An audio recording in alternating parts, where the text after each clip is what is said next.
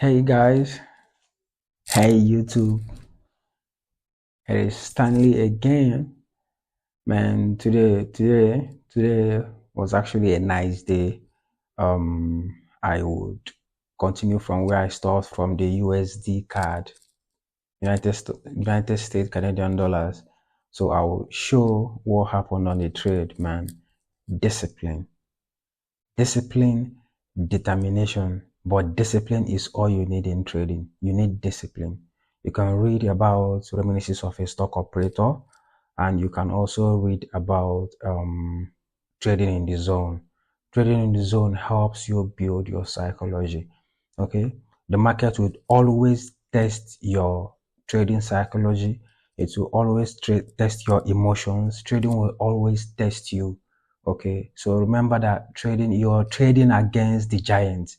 I talked about that in the previous video, so you can watch the previous video to see and to get an explanation about why I said on trading psychology and how the big institutions play the game. Okay, so I talked about the game. I used the game theory to explain trading.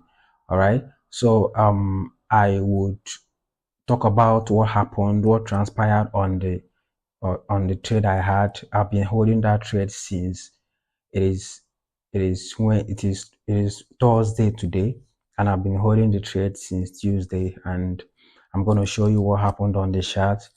But man, it doesn't look good. But you're going to learn. You will learn from what happened today. You will learn from what happened today, and it will help you to also grow. Okay, so and all the trading that I will be doing, I'll be showcasing them online on YouTube for educational purposes. All right, so let's get to the chart. Should be selling. So this was the sell, and I did not take it. Um, it is what it is. We live to trade another day. Let's go to another trader I was looking at. I was looking at silver.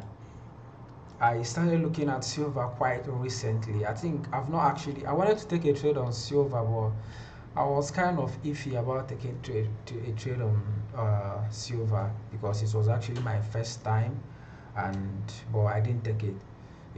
Because I didn't take it because just like Nasdaq, yeah, it didn't come to any resistance. It didn't come to here, to this place, to this supply, and it didn't come to here.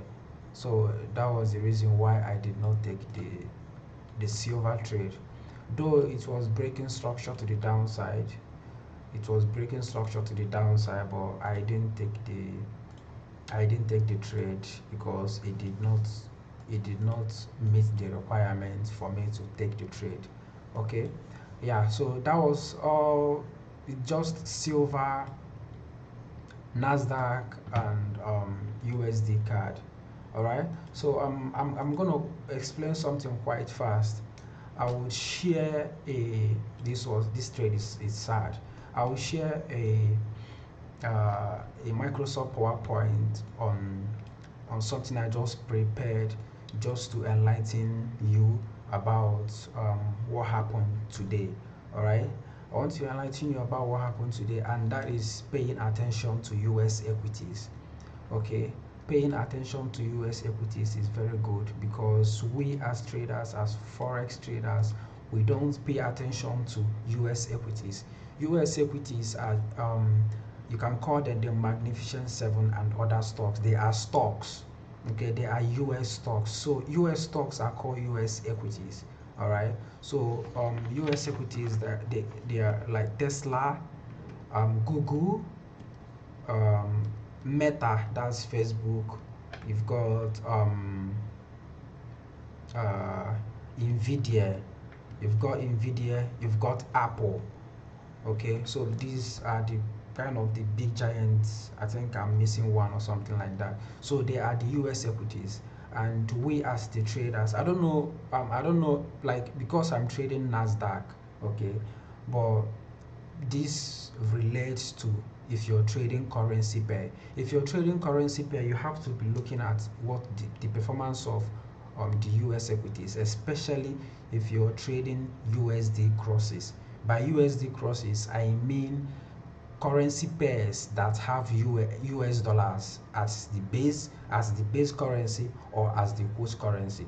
I will still explain I'll still explain things about US the base currency and the host currency. Okay, but if you're trading currency pair, if you're about trading currency pair, you have to pay attention to US equities, right? So I'll quickly share the stuff I have here. So the US equities, US equities just as Nasdaq. I'm going to explain how US equities reflect the performance of currency pairs for you to be able to look at them, okay, and know what you're going to do, right? You have to always look at Nasdaq, even if you're not trading it, but you can use it as a tracker, right? Something like VIX. If you know VIX, VIX, you can use it, VIX 500, something like that. You know, DXY, you can use it. All these, they help in correlation. Okay, so I want you to read this quite fast. Then, when US equities such as Nasdaq experience a downtrend, it generally leads to a risk of sentiment in the financial market. This shift in sentiment can impact various USD currencies and crosses, including Euro card, USD card, New Zealand card, silver, right? So, and safe haven demand. So what this means is when the US equities like the Nasdaq isn't performing well, depending on the sentiment, the performance of the Nasdaq can directly or indirectly affect the currency pair that you're trading. Okay, so this is what happened to me today, and that's why I want to show it to you guys. Okay, yeah. And now the impact on USD currency. You know, USD is defined as a safe haven. A safe haven is a currency whereby, or a safe haven generally, gold is also a safe haven. So when there are war, or when there are turmoil, or when there is a shock in the economy, traders and investors run to invest in pairs or in assets like USD. They buy USD or they invest in gold. Okay, so USD is a safe haven currency. So during period of equity market declines, investors typically seek safer asset, leading to an increased demand for USD. Okay, so if you're seeking USD, that means the demand for USD would increase. So this will strengthen the USD against other currencies, right? Like the euro, the card, the New Zealand dollars, and every other currency you can mention. Okay, so this is what happens. And so the same thing happens in commodities too. So there are commodities, especially Canada. Canada exports lots of oil. Okay, so and New Zealand exports raw materials. They export raw materials to different countries like China, Japan, South Korea. So, um, so Canadian dollar and New Zealand dollar, which are linked to commodities, can be negatively affected. Okay, and a drop in equities. These equities is US equities, often correlates with reduced demand for commodities, right? And weakening currencies like the Canadian dollars and New Zealand, this results in pairs like USD card and New Zealand card experiencing upward pressure as the USD strengthens against these currencies. I'm going to talk about this when we get to the next phase of this lecture. Okay, and I will just read this quite fast. A downtrend in equities increases market volatility. That's a downtrend in US equities. That's in Nasdaq, increases market volatility. This volatility can happen in any sector, like the USD card, the currency pair that you're trading. So you have to pay attention to Nasdaq. You have to pay attention to the performance of Nasdaq.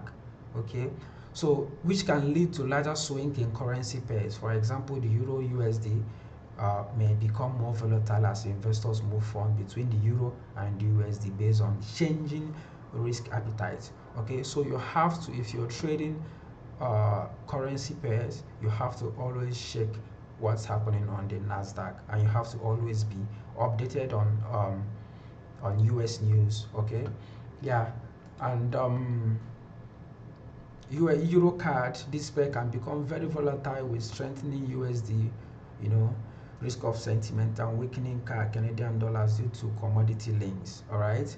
And if the euro is also perceived as the safe haven, though the euro is not perceived as the safe haven, it might not weaken as much as the Canadian dollars. That is because the euro has more um, economic um, something like a bounty than the Canadian dollar, than Canada. All right, so leading to stronger euro card. So definitely, right, and USD card, this pair tends to rise as the USD strengthens. Okay, so this pair tends to rise as the USD strengthens and the Canadian dollar weakens, especially if oil prices fall, because Canada is a major, their major exportation is oil. Okay, yeah. So the New Zealand, similarly to USD, this may see the USD weakening just like the Canadian dollars. Okay, because they are commodity linked, so it affects the currency. So if you're trading New Zealand dollars, if you're trading USD card, depending on the currency you're trading, you have to know what you're trading. You have to know the currency you're trading. You have to know the market you're trading. You just can't start trading any currency pair without researching on the country and knowing what you're trading and following the news. All right, because you have to study, you have to know what you're trading. So this is silver. Precious metal like silver and gold can experience mixed reactions depending on the fluctuation of the Nasdaq. All right, that's the US equity. There are safe havens too. Yeah, gold, like I told you, gold is a safe haven, but also industrial materials. If the equity downturn is severe and broad-based, silver might rise initially but could also decline if industrial demand forecast worsen. All right, so this is just a quick analysis on how US equities affect currency pairs. Okay, and we're back to what we have here. So I'm going to quickly talk about the base currency and the quote currency, so you would understand. So you wouldn't just be trading any pair. You will understand what you're trading. So I'm going to quickly explain currency pairs. All right, so you can see when on the previous lecture, I was the previous page that we just left. Now we were talking about the USD card, and you could ask yourself, like, what's USD card? So, like, what's USD card? This is USD card. I'm sorry, I don't want to show you that. All right, so this is USD card, and you saw something like there are different currency pairs. You can see something like the Euro card. This is Euro Canadian dollars. This is Euro Canadian dollars. You can see something like the New Zealand Canadian dollars. The New Zealand Canadian dollars. So these are called currency pairs. They are currency pairs. All right, and currency pairs are in currency pair trading, like you're trading, two currencies are involved. Okay, two currencies are involved if you're trading a currency pair, right? You've got the base currency and the quote currency. So if you're trading USD card, or if you're trading any currency pair, you're trading two different currencies. You're trading the United States dollars and you're trading the Canadian dollars. If you're trading New Zealand Canadian dollars, you're trading two currencies. You're trading New Zealand Canadian and New Zealand dollars and Canadian dollars. So you're trading two different currencies here. You're trading these two, New Zealand, and you're trading Canada, right? So you're trading two different things. Okay, yeah. So the first currency is called the base currency. The first currency is called the base currency, while the second currency is called the quote currency. Okay, so this is the first currency, this is the second currency. So this is the base currency and this is the quote currency. If you're trading New Zealand Canadian dollars, this is the base currency and this is the quote currency. Okay, so understanding this pair, understanding the pair and understanding what you're trading gives you a better understanding, like gives you quite a better clarity on what you're trading. So if you're trading, or if you feel based on your analysis that you feel like you want to sell USD, you want to sell USD, okay, that means you, based on your own sentiment, the price of a currency, right, indicates how much, like the price of a pair, the price of a currency pair indicates how much the quote currency is needed to purchase 1 unit of the base currency. I will take that again. The price of a currency pair indicates how much of the quote currency is needed to purchase 1 unit of the base currency. Okay, so let me give an example. An example is if the USD card pair is quoted at 1 point, let me quickly, 1.25, quoted at 1.25. So the USD is quoted at 1.25, right? So what this means is that you need 1 USD. You need 1 USD to buy 1.25 Canadian dollars. So 1 currency of USD gets 1.25 of Canadian dollars. That is how it is. So if you're taking a short position, you're doing 2 different things. You're selling the Canadian dollars and you're buying the USD. I hope that is clear, right? So let's say you want to go long. If you're a trader, I'll just read this down from. If a trader believes that the base currency, this is the base currency. If a trader believes that the base currency will strengthen against the quote currency, based on your analysis and everything, depending on what you've analyzed, and you believe that USD would go up and the Canadian dollars will go down, right? So what it means is that you are buying the USD and you're selling the Canadian dollars, which means you're doing 2 different things at the same time. You're buying the Canadian dollars and you're buying the USD and you're selling Canadian dollars. Okay, and it is vice versa.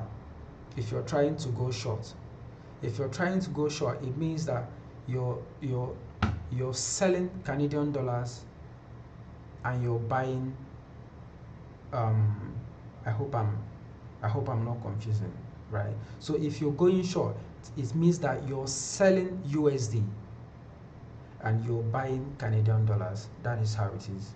So if you're going short, you're selling USD and you're buying Canadian dollars. So you're performing 2 different transactions at the same time.